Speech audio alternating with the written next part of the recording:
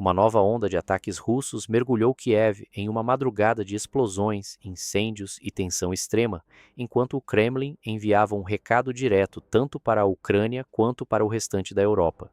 Nenhuma estrutura considerada estratégica estaria fora de alcance. Mísseis hipersônicos Kinzhal, Zircon, Iskander e Oreshnik teriam sido utilizados em uma ofensiva de grande escala contra instalações associadas ao comando militar e para os serviços de inteligência ucranianos.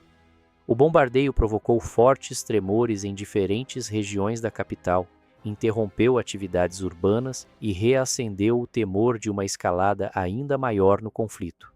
Durante horas, sirenes ecoaram continuamente sobre Kiev enquanto explosões iluminavam o céu noturno.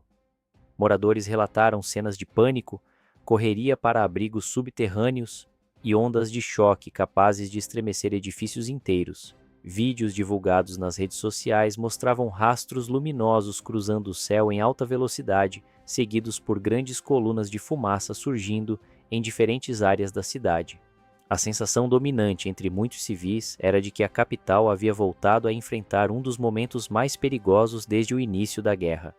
Segundo informações divulgadas por Moscou, os alvos não seriam posições secundárias nem depósitos improvisados, mas sim estruturas consideradas centrais para a coordenação militar ucraniana.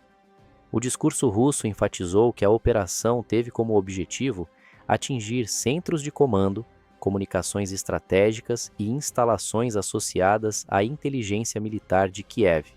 Caso essas alegações sejam verdadeiras, o impacto poderia afetar temporariamente cadeias de coordenação operacional e sistemas de resposta das forças ucranianas. O elemento que mais chamou a atenção internacionalmente foi o tipo de armamento utilizado. A Rússia afirmou ter empregado uma combinação de mísseis hipersônicos, balísticos e de cruzeiro, considerados entre os mais avançados de seu arsenal atual.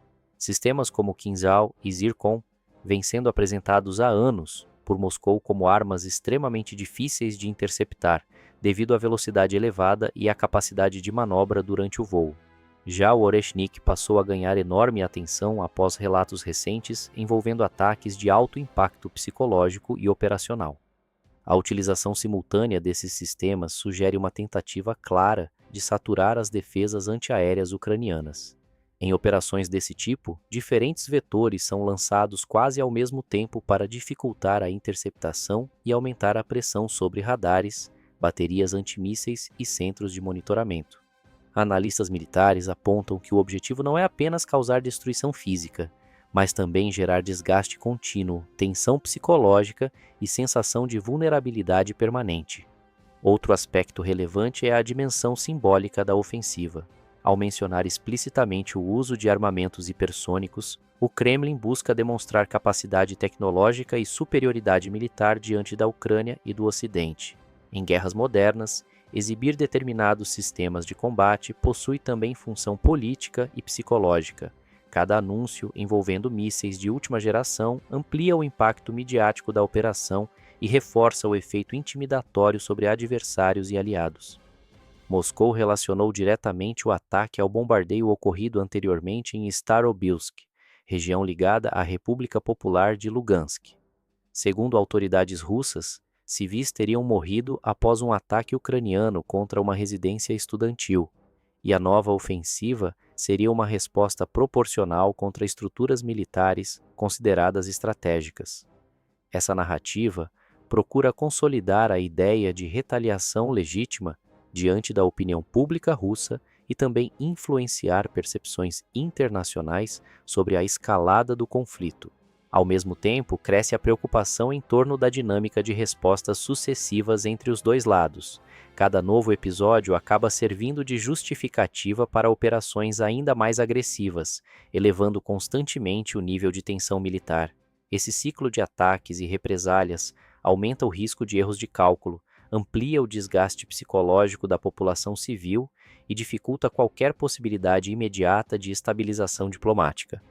Outro ponto que voltou ao centro do debate internacional foi a eficácia dos sistemas de defesa aérea fornecidos pelo Ocidente. Plataformas como Patriot, NASAMS e Iris-T foram apresentadas durante meses como componentes fundamentais da proteção do espaço aéreo ucraniano. No entanto, ataques de saturação utilizando múltiplos tipos de mísseis e drones continuam levantando dúvidas sobre quantas ameaças podem realmente ser neutralizadas simultaneamente em operações de grande escala. Especialistas também observam que ofensivas desse porte possuem forte componente de guerra psicológica. Não se trata apenas de destruir alvos específicos, mas de transmitir uma mensagem contínua de pressão estratégica. Quando mísseis hipersônicos são utilizados contra a capital de um país em guerra, o efeito simbólico ultrapassa imediatamente o campo militar e alcança o cenário político, diplomático e emocional. A sincronização da ofensiva ocorre em um momento particularmente delicado do cenário global.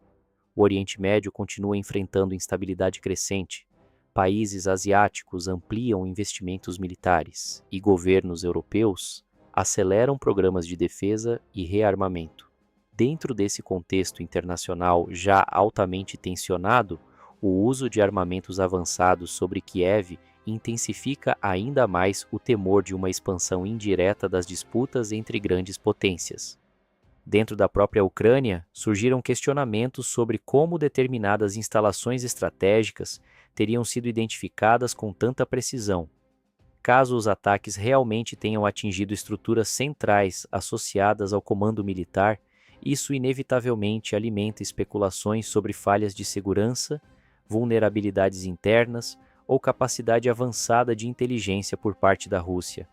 Kiev também possui enorme peso simbólico dentro da guerra. Mais do que uma capital administrativa, a cidade representa o principal centro político e emocional da resistência ucraniana.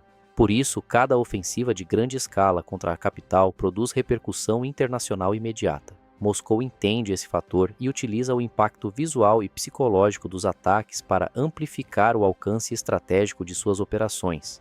Ao amanhecer, diferentes regiões da cidade ainda apresentavam sinais de destruição, fumaça e movimentação intensa de equipes de emergência.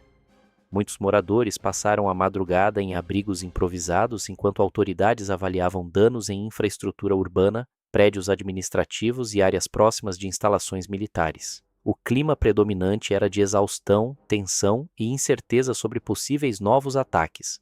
No fundo, a ofensiva reforça uma percepção cada vez mais evidente. A guerra entrou em uma fase de desgaste prolongado, marcada por operações complexas, demonstrações tecnológicas e pressão psicológica constante. Rússia continua tentando mostrar capacidade de manter ataques sofisticados de longo alcance, enquanto Ucrânia e aliados ocidentais buscam adaptar suas defesas diante de uma ameaça militar cada vez mais agressiva e tecnologicamente avançada.